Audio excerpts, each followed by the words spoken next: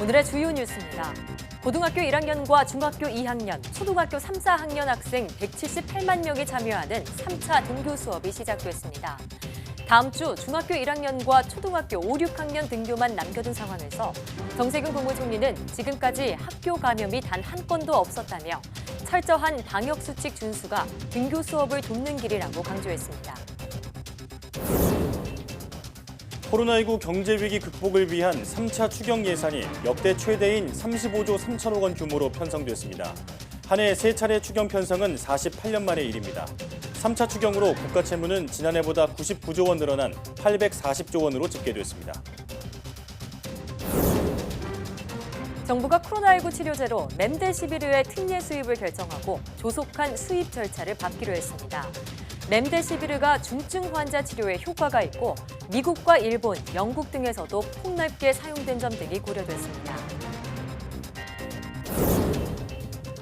미국의 인종차별 항의 시위가 격화되면서 필라델피아 한인 점포 51곳이 약탈당하는 등 한국인 피해도 점차 늘고 있습니다.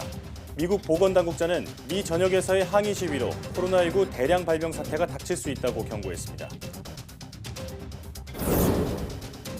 정부가 올해 안에 코로나19 치료제를, 내년 중엔 백신 확보를 목표로 관련 개발 연구를 진행하고 있다고 밝혔습니다. 세계 각국도 백신 개발의 골든타임을 놓치지 않기 위해 속도전을 벌이고 있습니다. 오늘 사이언스 취재 파일에서는 세계 각국의 백신 개발 현황을 집중 점검합니다.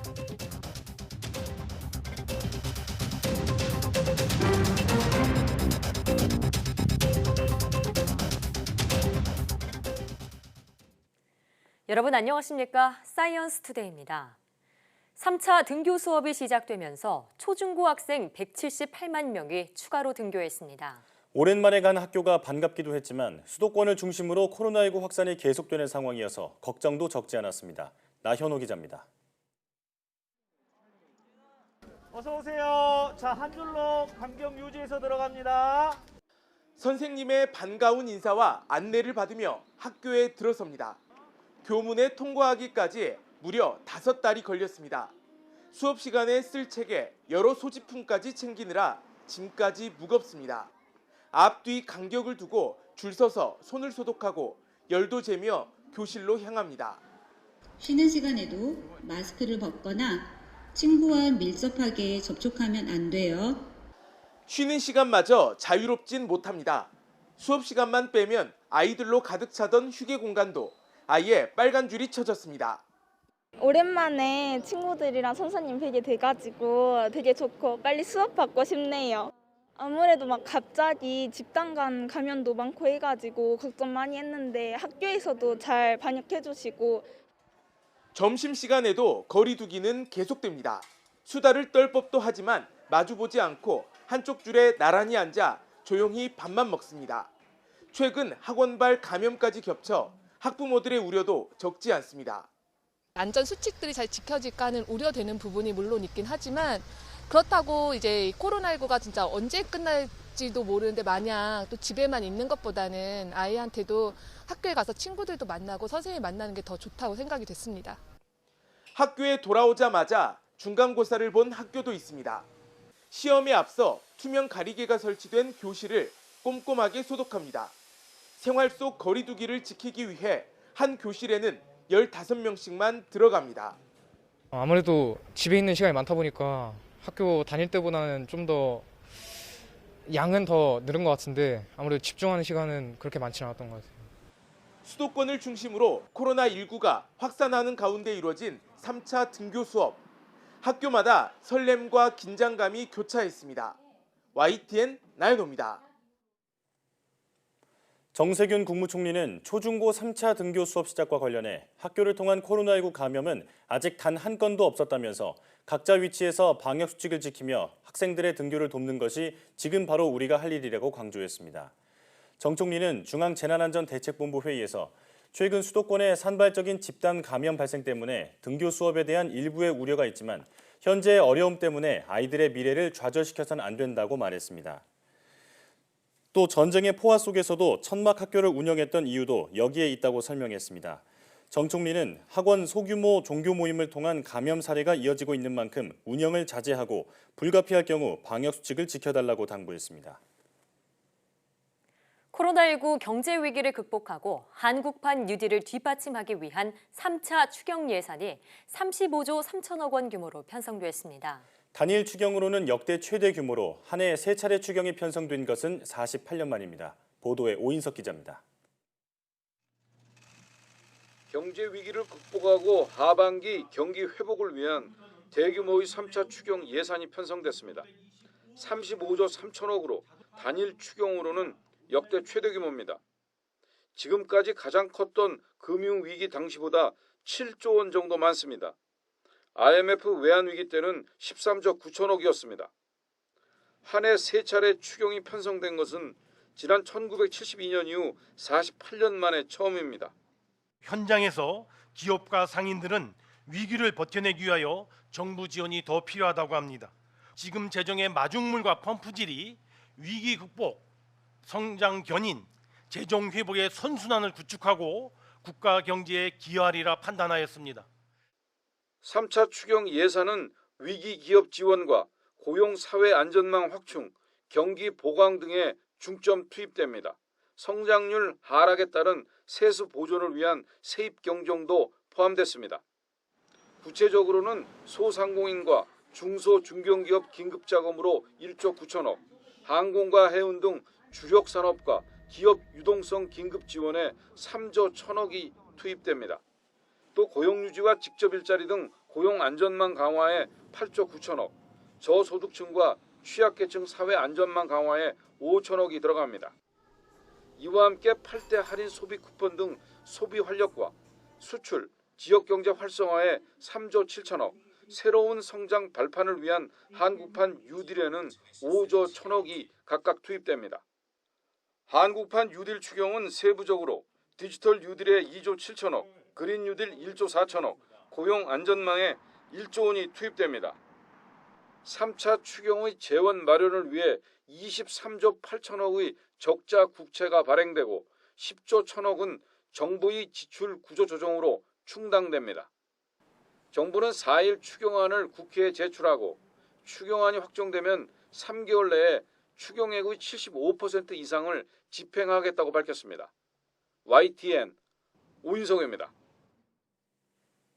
전례 없는 위기에 국가 재정을 풀어야 한다는 데에는 이견이 없지만 나라 빚이 너무 빨리 증가한다는 문제는 여전히 남아 있습니다. 결국 나라 돈을 쓰되 가장 효율적인 곳에 빨리 집행해서 성장이란 결실을 얻는 것이 해결책이 될 전망입니다. 김평정 기자입니다.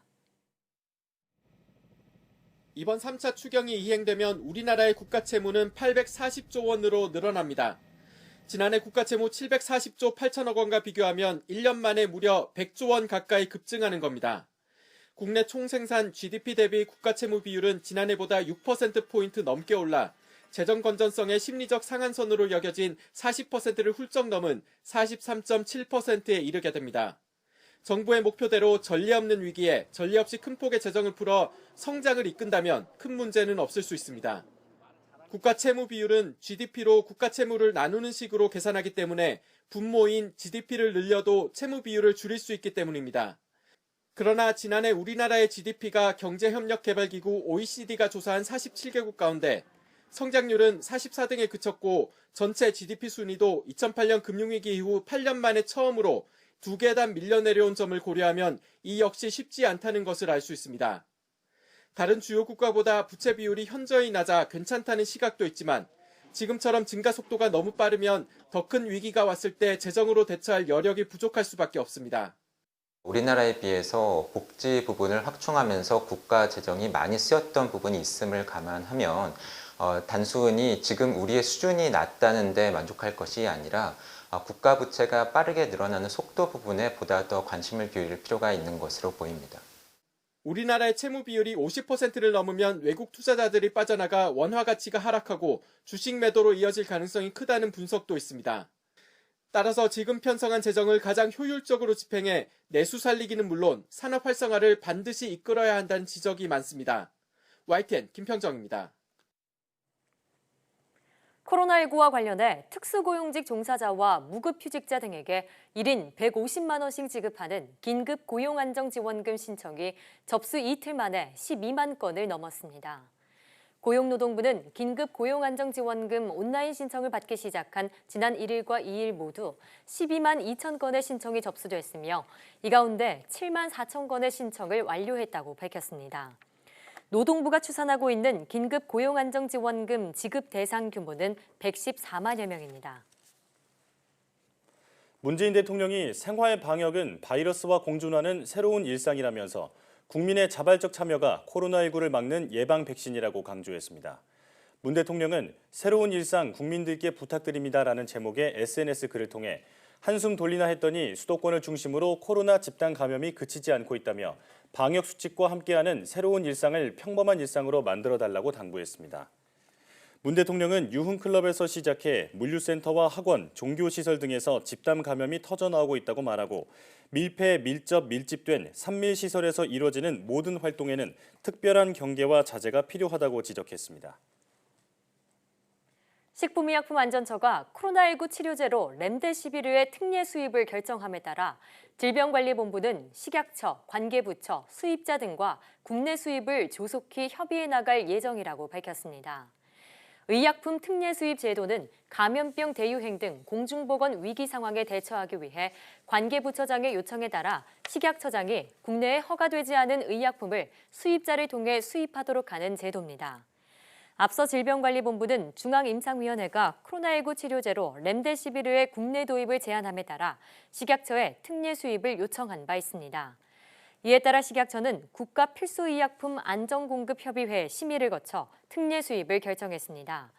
식약처에 따르면 이번 결정엔 중증 환자 치료기간 단축이 임상적으로 의미가 있다는 점, 현재 미국과 일본, 영국에서도 렘데시비르를 코로나19 대유행 상황에서 사용하도록 한 점 등이 고려됐습니다.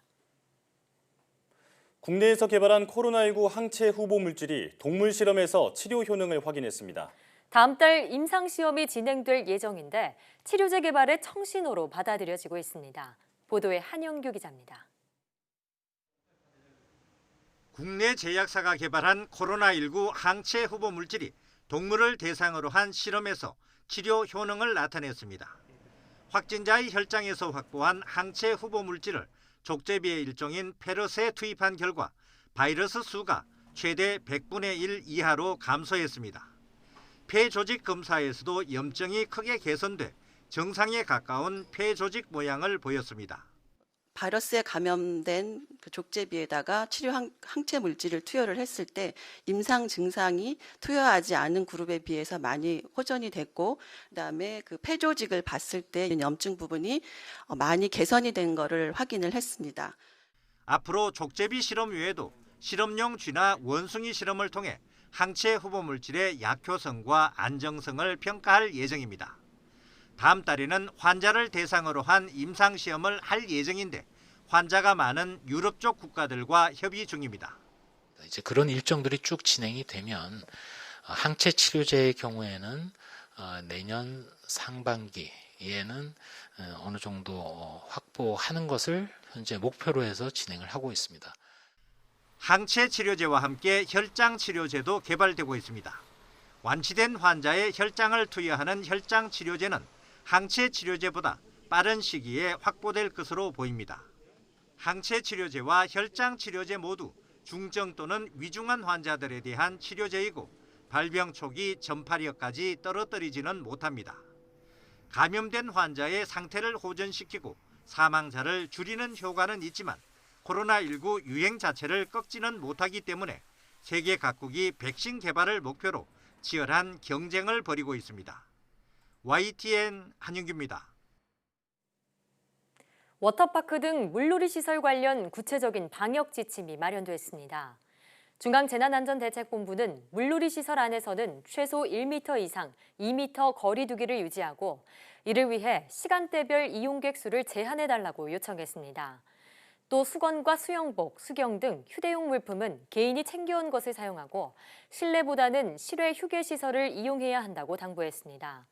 이런 수칙이 잘 지켜지는지 다음 달까지 2달 동안 200여 곳에 대한 현장 점검도 진행됩니다.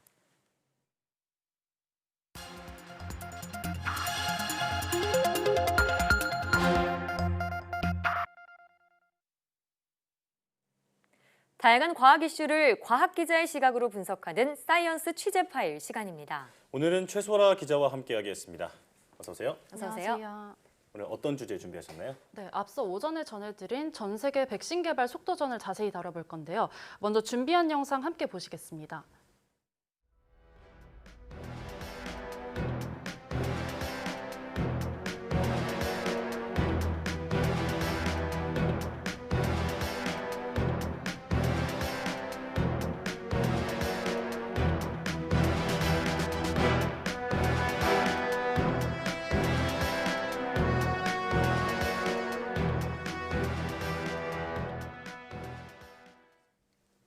네, 이렇게 관련 영상 살펴봤는데요. 지금 백신 개발 또 치료제 개발은 전 세계에서 사활을 걸면서 개발에 몰두하고 있습니다.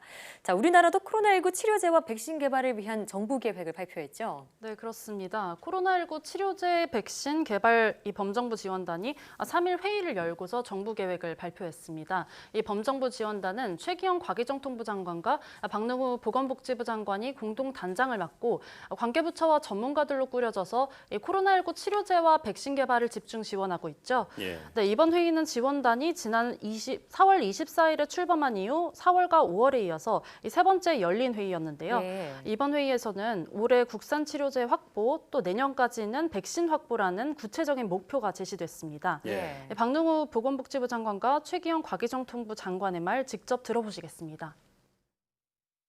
정부는 이번 대책을 통해 금년 내 국산 치료제의 확보, 내년까지 백신 확보를 목표로 유망 기업을 전폭적으로 지원하고 기업, 대학, 연구소, 병원과 정부의 역량을 총결집하여 치료제와 백신을 최대한 신속하게 개발할 계획입니다.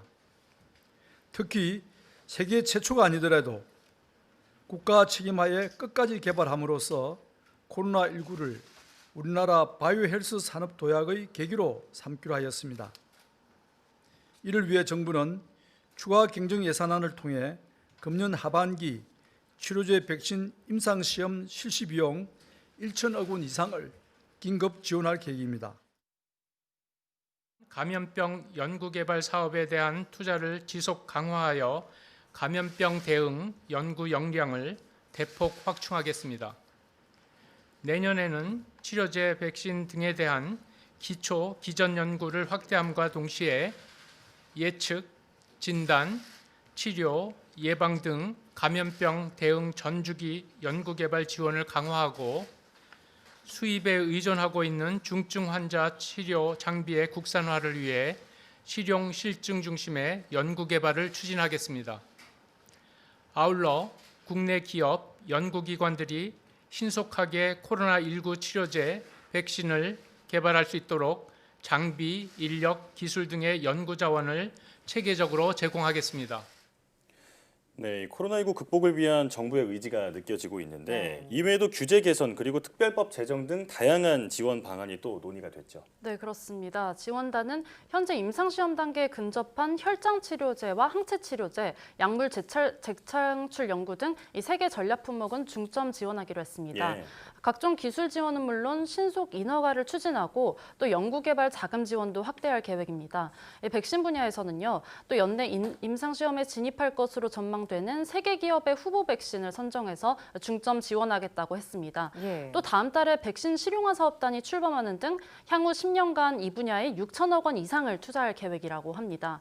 또 신속한 자금 지원 그리고 유망기업 집중 지원, 또 신속 인허가를 위한 가칭 코로나19 특별법 제정도 추진할 계획입니다. 예. 네, 또 한국 바이러스 기초 연구소를 설립을 하고 또 공공 연구기관이 보유한 이 핵심 연구시설을 민간에게도 개방하는 등 이런 인프라도 신속히 확충해 나가겠다고 밝혔습니다. 예. 네. 자, 정부는 이 밖에도 해외에서 개발된 치료제나 백신도 국내에 도입하는 데 노력하기로 했는데요.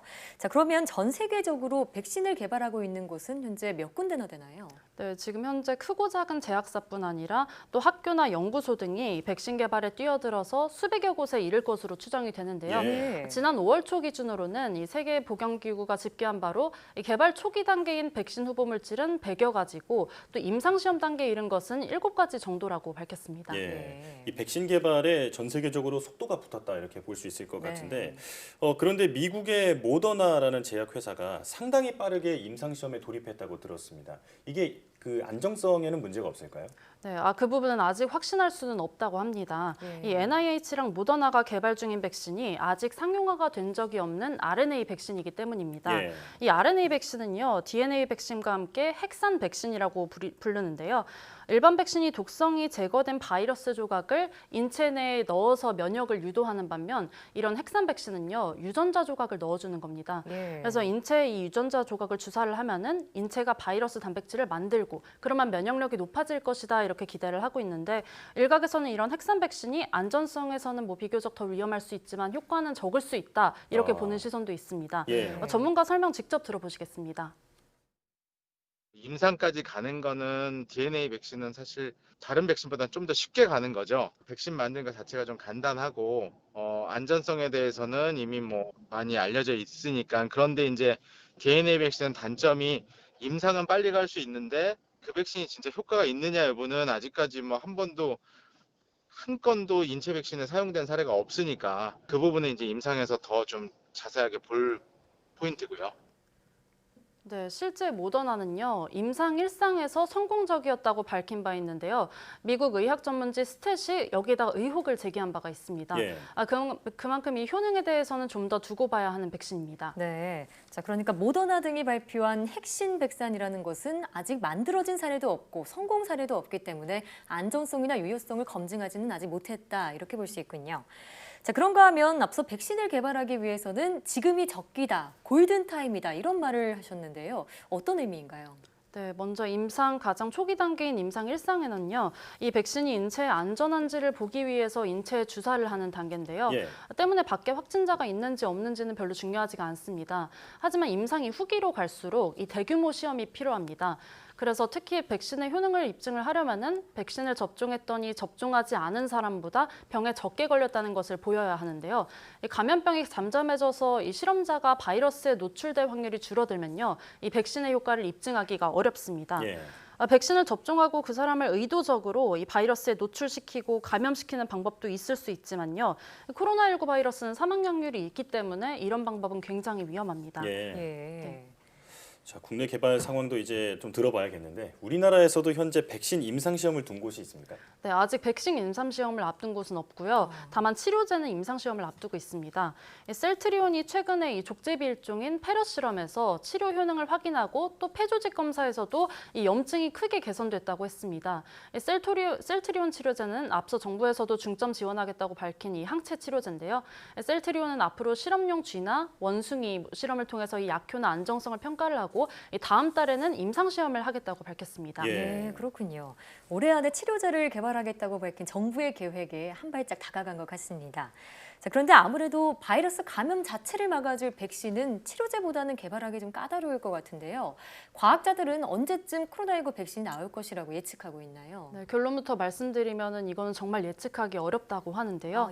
최근에 전 세계에서 이런 뭐 특정 백신이 동물 실험에서도 성공하고 심지어 임상 시험에서도 이 중화항체를 생성했다 이런 반가운 소식들이 많이 들려오잖아요.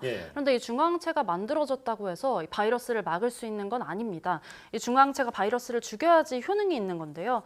특히 코로나19는요, RNA 바이러스잖아요. 굉장히 불안정해서 백신 개발이 더욱 어렵기도 합니다. 이 DNA보다 굉장히 불안정하다는 특징이 있는데 이 RNA 바이러스 가운데 백신이 있는 거는 독감뿐인데요. 독감 뭐 그 등등이 있는데 이 독감 백신도 매년 새로 만들 정도로 이 RNA 바이러스가 변이가 굉장히 심합니다. 전문가의 직접 들어보시겠습니다.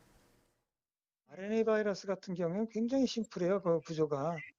그래서 변이를 계속 일으키기 때문에 힘들고, 또한 백신이라는 건 근본적으로 그 껍질에 있는 단백질을 찾아서 그 바이러스를 중화시키는 항체를 만드는 건데, 항체라는 게 달라붙긴 해도 바이러스를 죽여야지만 백신의 효과가 있는 거지, 그냥 달라붙어가지고 따라다니기만 한다고 효과가 있는 건 아니죠.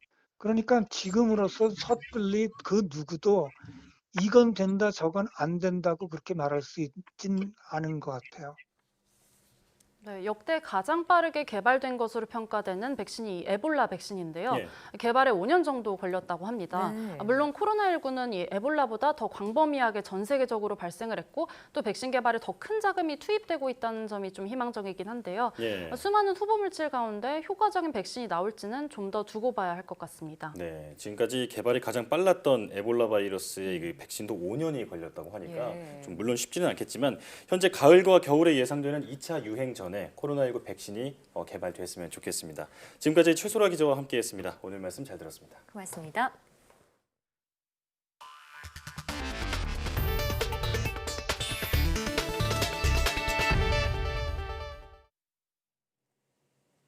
미국 백악관이 주변 시위 장소에 쇠 울타리를 설치하고 주변 도로를 통제하면서 보안 강화에 나섰지만 시위는 끊이지 않고 있습니다. 수십 년 만에 야간 통행 금지에 들어간 뉴욕에서는 오히려 밤사이 약탈과 폭력이 심해지면서 통금 시간을 더 늘리기로 했습니다. 워싱턴 강태욱 특파원의 보도입니다. 수도 워싱턴 DC에서 시위 장소가 된 백악관 정문 앞의 라파예트 광장입니다. 이렇듯 2.5m 높이의 쇠철장 담벼락이 등장했습니다. 공원을 가로질러 백악관에 이르는 길을 아예 차단하기 위한 조치입니다.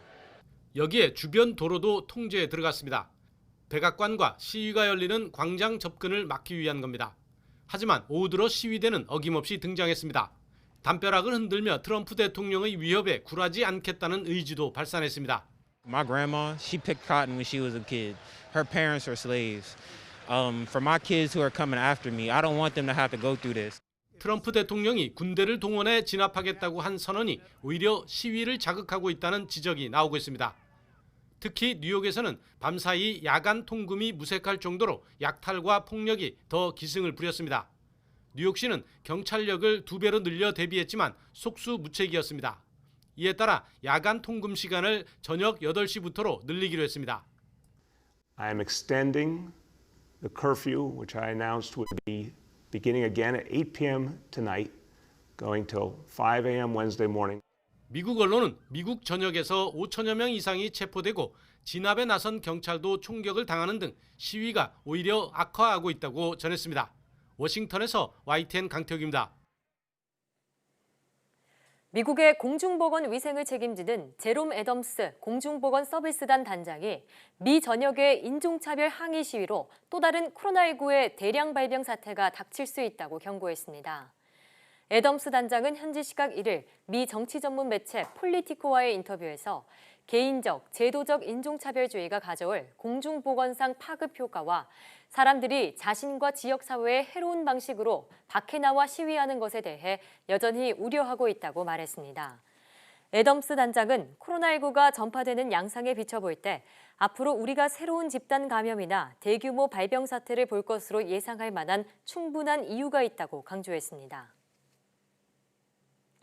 G7, 즉 주요 7개국 정상회의를 확대하려는 트럼프 대통령의 구상에 대해 중국이 불만을 드러냈습니다. 관련국들에게도 도움이 되지 않을 것이라며 견제에 나섰습니다. 베이징에서 강성웅 특파원이 보도합니다. G7, 즉 주요 7개국을 확대 개편하려는 트럼프 대통령의 구상에 대해 중국 정부는 중국을 따돌리려는 목적으로 회원국을 늘리는 것은 호응을 받기 어려울 거라고 주장했습니다. 관련국들에도 도움이 되지 않을 것이라고 지적했습니다. 针对中国搞小圈子，不得人心，也不符合有关国家利益。 미국 주도의 포위 전략이 수면 위로 떠오르면서 중국도 장기 대응책 마련에 나섰습니다. 디커플링, 즉 미국과의 결별에 대비해 경기 부양 대책을 아껴두고 있다는 분석도 나오고 있습니다. 미국이 달러 결제 시스템에서 중국을 퇴출하는 최악의 시나리오까지 논의한 것으로 알려졌습니다. 중국은 시진핑 주석이 직접 나서 남부 하이난에 자유무역항을 건설하는 계획도 발표했습니다. 돈과 상품과 사람의 이동이 자유로운 무관세 지역으로 만들어 홍콩을 대체하겠다는 전략입니다. 它作为一个对外开放的高地，它可以打造最佳的营商环境。 하지만 홍콩 보안법 강행으로 비난받는 중국이 만드는 자유무역항이 성공할지는 불투명합니다. 최근 미국에서 시위가 확산하면서 중국은 연일 미국의 인권 상황을 비난하고 있습니다.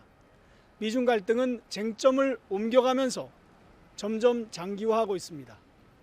베이징에서 YTN 강성웅입니다. G7의 확대 개편에 중국을 고립시키려는 도널드 트럼프 미 대통령의 구상에 유럽연합이 제동을 걸고 나섰습니다. 여기에 러시아는 중국도 참여시켜야 한다고 요구하고 나서 G7 체제 개편에 난항이 예상됩니다. 보도에 이교준 기자입니다. G7 정상회의체를 재편하려는 트럼프 미 대통령의 구상에 유럽연합이 부정적 입장을 밝혔습니다. 무엇보다 올해 G7 정상회의에 러시아를 초청한 데 대해 불편한 기색이 역력했습니다. 유럽연합 대외정책을 총괄하는 호세프 보렐 외교안보정책 고위 대표는 G7에 러시아가 다시 합류하도록 허용해선 안 된다고 못을 박았습니다. And the Russia participation in the G at that time 8, as you know, has been suspended until Russia changes course and the environment allows for the G8 again have a meaningful discussion. 러시아는 지난 2014년 우크라이나 크림반도 강제합병 이후 주요 8개국 G8에서 제외됐습니다. 보렐 EU 고위 대표는 나아가 올해 G7 의장국인 미국의 권한에 분명히 선을 그었습니다. And guest invitations reflect the host priorities. But changing membership or changing the format on a permanent basis is not a prerogative of the G7 chair. G7 체제를 바꾸려면 기존 회원국들의 만장일치 동의가 필요한데 영국과 캐나다에 이어 유럽연합도 반대하고 나서면서 트럼프 대통령의 구상은 초반부터 벽에 부딪히는 양상을 보이고 있습니다. 여기에 러시아마저 이견을 드러냈습니다. 마리아 자하로바 러시아 외무부 대변인은 중국의 참여 없이는 전 지구적으로 의미 있는 중요한 구상들을 이행하는 것이 거의 불가능하다며 중국까지 포함한 G20가 더 효율적이라고 주장했습니다. G7의 확대 개편에는 동의하면서도 중국을 고립시키려는 움직임에는 난색을 표시한 것입니다. 이런 가운데 뉴욕타임스는 트럼프 대통령의 구상이 G7의 영구적 확대가 아닌 일회성 확대를 시사한 것이라며 확대 해석을 경계했습니다. YTN 이교준입니다.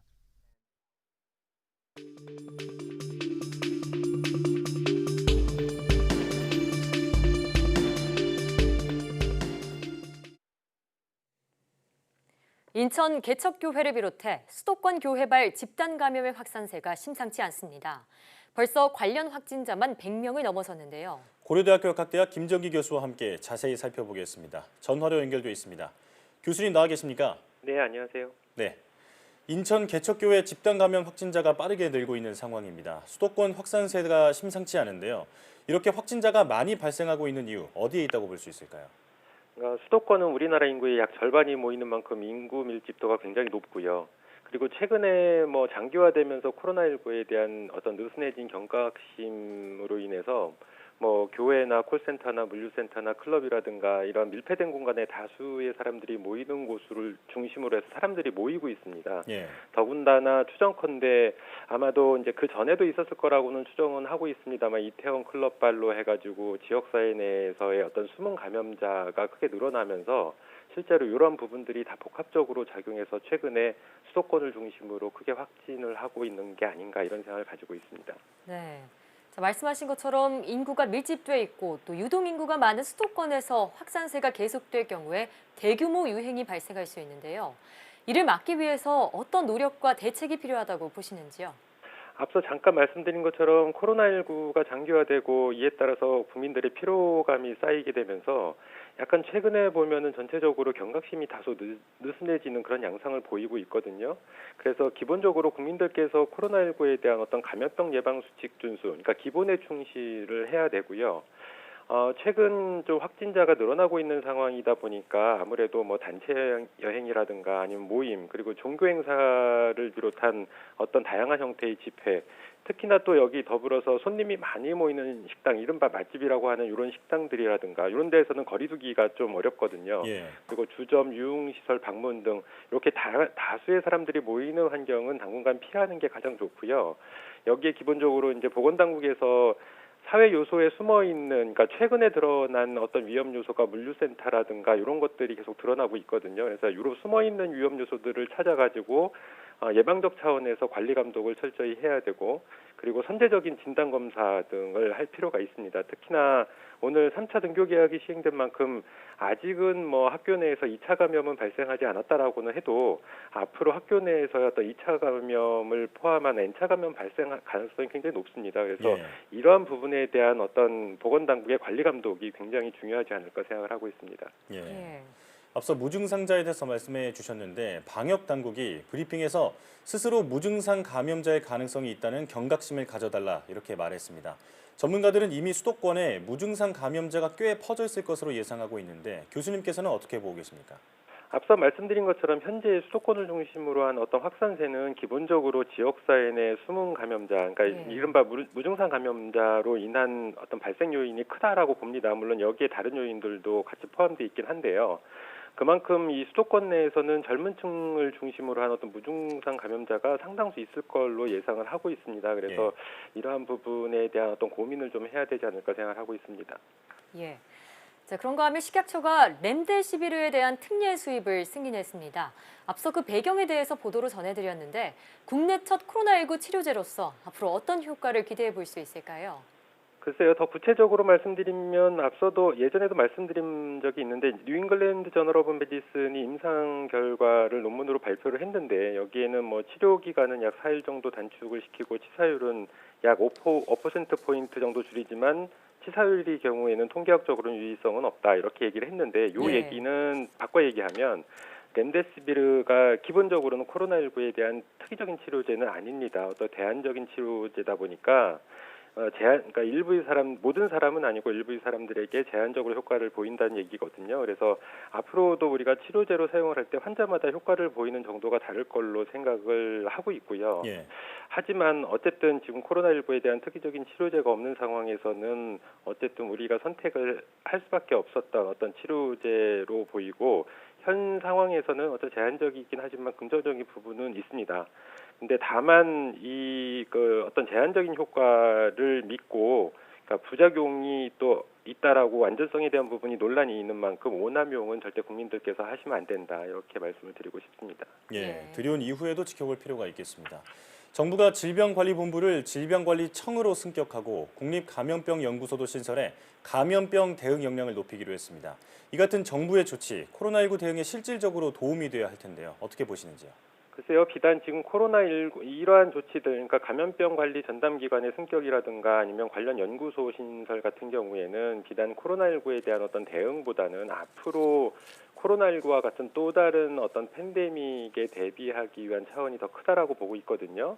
그래서 이러한 뭐 승격이라든가 신설 같은 부분은 일정 부분 감염병 관리 차원에서는 도움은 될 거라고는 보는데 더 중요한 거는 겉으로 보이는 부분보다는 실제로 그 내적으로 수행하는 내실을 다지는 부분이 훨씬 더 중요하다라고 생각을 합니다. 그래서 지금 뭐 질병관리본부를 청으로 승격을 하게 되면 이제 관련돼서 어떤 권한이 더 이제 높아지는 그런 긍정적인 부분도 있고요, 물론. 근데 질병관리본부 산하에서 국립보건연구원이라고 하는 곳이 있거든요. 이 국립보건연구원에서 실제로는 지금 말씀하신 어떤 신설되는 국립감염병연구소가 할 일을 하고는 있습니다. 그래서 앞으로도 이런 국립 연구기관의 어떤 중복이라는 거, 그러니까 특성상의 어떤 정의가 필요할 것 같고요. 그리고 실제로 이런 특수한 연구소들과 대학을 포함한 국내에 많은 연구실들이 있는데 이런 많은 연구실들이 수행하는 연구 부분의 어떤 차별성 문제는 어떻게 해결을 할 건가 이런 부분들은 한번 고민을 해야 된다 이렇게 생각을 하고 실제로는 앞서 말씀드린 것처럼 겉으로 보이는 부분보다는 내실을 다시는 게 가장 중요하고요. 그래서 우리나라 연구자들의 능력이 과거 10년에서 20년 사이 굉장히 높아졌습니다. 그래서 우리나라 국내 연구자들이 굉장히 연구를 잘 수행을 하고 있는데 이분들이 연구를 제대로 할 수 있도록 지원해주는 방안들이 더 중요하지 않을까. 그래서 실제로 뭐 가장 중요한 부분이 이러한 부분에서는 연구비 부분인데 이 연구비 부분 같은 경우에는 현재 우리나라 연구비 쏠림 현상이 일정 부분 있습니다. 그래서 빈익빈 부가 발생하지 않도록 보다 투명하고 합리적으로 연구비를 배분하고 그래서 우리나라 연구자들이 제대로 연구를 수행할 수 있는 환경을 만들어주는 부분 그러니까 어떻게 얘기하면 뭐 구체적으로 얘기하면 좋은 연구 주제를 제시를 해도 학연 지연 인맥 같은 이유로 해가지고 연구비 지원을 못 받는 경우도 있습니다. 네. 그래서 제가 뭐 구체적으로 언급은 안 하겠지만 뭐 일정한 연구 집단에서는 이제 과거에 수년 동안 진단 백신 치료제 개발을 위해서 국가재난형 신변종 감염병 대응 연구라는 주제로 연구비를 지원했는데도 계속 매년 떨어지는, 그래서 연구비를 지원을 못 받는 이런 상황도 있었거든요. 그래서 이러한 어떤 연구비 차원에서의 불합리성을 개선하는 게 어떤 관리기관의 승격이나 새로운 연구소 신설보다는 더 중요하지 않을까, 이런 생각을 가지고 있습니다. 네, 연구비 지원 문제를 꼬집으셨는데 이를 비롯해서 보다 실효성이고 근본적인 그런 대책이 마련돼야겠습니다. 지금까지 고려대학교 약학대학 김정기 교수와 함께했습니다. 오늘 말씀 고맙습니다. 감사합니다.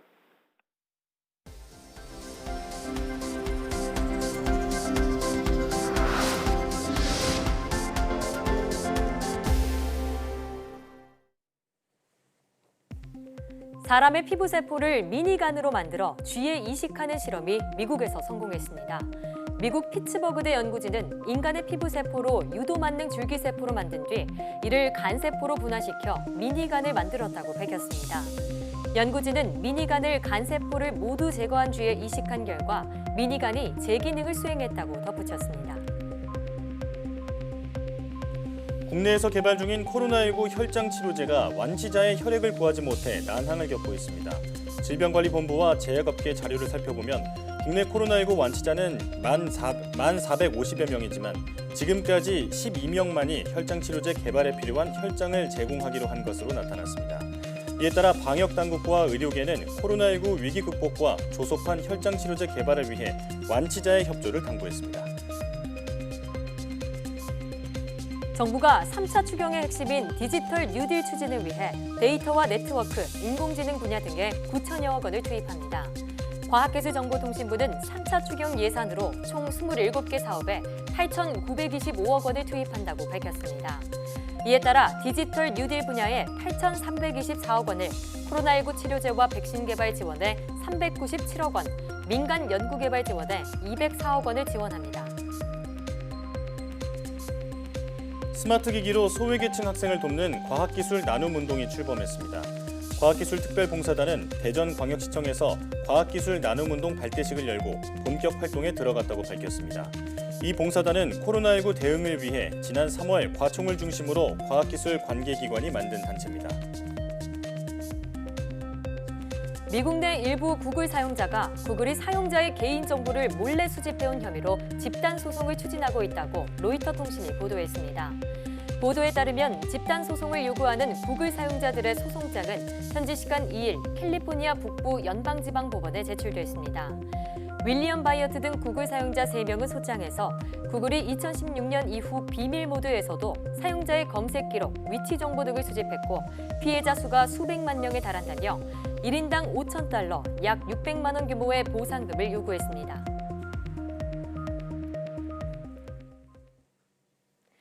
재미난 실험을 통해 일상 속 과학을 탐구해보는 오늘의 과학실 시간입니다. 거대한 비행기가 하늘을 나는 모습을 보면 정말 신기하죠. 그런데 어릴 때 한 번쯤 접어봤던 종이 비행기에 하늘을 날게 해주는 과학이 숨어 있다고 합니다. 지금 바로 화면으로 만나보시죠. 어긋나지 않도록 또렷이 반으로 접고 양쪽을 반대로 한 번 더 접습니다. 바람을 재고 잠깐의 두근거림. 하늘을 바라보며 던집니다. 어렸을 때 한 번쯤 접어보았던 종이 비행기. 어떤 원리로 하늘을 날았던 걸까요? 멀리 날리기 비행기를 배우고 싶다고 하셨잖아요. 잘 날 수 있는 멀리 날리기 비행기를 하나 알려드릴게요. 그냥 비행기를 접었으니까 잘 난다라고 우리가 생각을 하는데요. 사실 모두 조정을 해야 됩니다. 위아래 좌우를 조정할 수가 있어요. 위아래는 여기 엘리베이터라는 부분에서 조정을 하고요. 좌우는 여기 러더라는 부분에서 조정을 해요. 봤을 때 앞이 무거울 것 같아요? 아니면 뒤가 무거울 것 같아요? 앞이 무거워요. 그렇죠. 앞이 종이가 많이 집중돼 있죠. 그래서 앞이 무겁기 때문에 그러면 엘리베이터를 조금 올려줘야 돼요. 위로 이렇게 말아 올리시는 느낌이에요. 네, 그렇죠. 네, 맞아요. 비행기의 날개를 보면 아래쪽은 평평하고 위쪽은 곡선으로 되어 있습니다. 곡선으로 된 위쪽의 공기가 더 빠르게 통과하는데요. 그래서 아래쪽보다 압력이 낮아집니다. 이때 위쪽과 아래쪽에 압력 차이가 발생하는데요. 이 압력 차이로 인해 비행기가 하늘로 떠오르게 되는 거죠. 이거를 조금 더 급격하게 살짝 좀 더 꺾어주면은 야구공에 이 마구가 급격하게 확 피는 벼락을 네 그런 식으로도 날릴 수 있어요. 되게 치기 어려우실걸요? 칠 수 있을 것 같은데. 이 종이 비행기를 야구 한 판 하러 가시죠. 네, 좋아요. 좋아요? 네, 그럼 가시죠. 알겠습니다. 그렇게 성사된 비행기 야구 매치. 비행기의 위력은 어느 정도일까요? 배트볼 한두 번 휘두르고 솜씨가 아니신 거. 첫 번째 공은 이 직구로 한번 승부를 보도록 하겠습니다. 와, 만만하게 볼 속도가 아닌 것 같습니다. 와, 진짜 빠르다. 스크류볼로 한번 눈을 현혹시키도록 하겠습니다. 진짜 만화같이 날아가는데요. 전문가인 야구 감독님에게도 통할까요?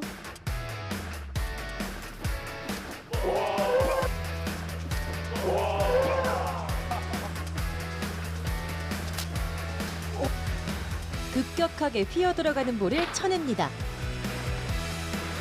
제일 빠른 기종, 우리 패스트볼 기종으로 한번 날려보도록 하겠습니다. 마지막 승부처, 칠 수 있을까요?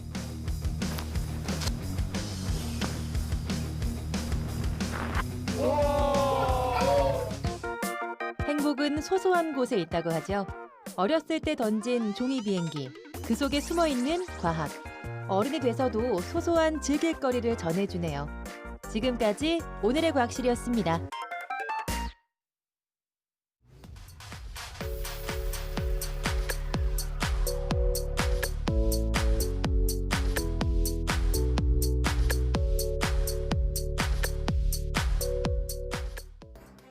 정부가 국산 코로나19 치료제를 올해 안에 확보하고 내년까지 백신을 개발하기 위해 1,000억 원을 지원하기로 했습니다. 또 진단키트와 PCR 장비 등 국내 의료기기에도 지원을 강화해 K-방역 세계화에 나서기로 했습니다. 신종 감염병에 대처하는 일인 만큼 무엇보다 장기적인 안목으로 연구와 투자가 이루어져야겠습니다. 사이언스 투데이 오늘 저희가 준비한 소식은 여기까지입니다. 함께해 주신 여러분 고맙습니다.